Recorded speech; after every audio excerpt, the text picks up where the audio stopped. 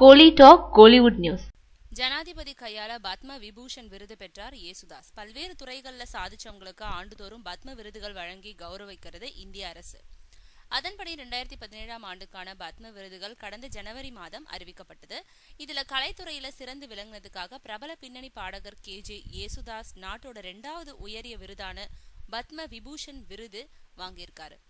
இந்த விருதுகள் வழங்கும் விழா இன்னைக்கு ஜனாதிபதி மாளிகையில நடந்தது. யேசுதாஸ் பத்ம விபூஷன் விருது வழங்கி கௌரவிக்கப்பட்டார்.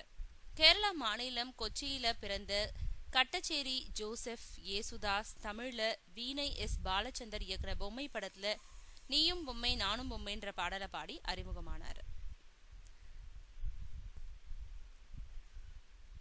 தமிழ், தெலுங்கு உள்ளிட்ட இந்தியாவோட அநேக மொழிகள்ல சுமார் 50,000க்கும் அதிகமான பாடல்களை பாடியிருக்காரு யேசுதாஸ். இவர் கிறிஸ்துவராக இருந்த போதும் தீவிர ஐயப்ப பக்தர்.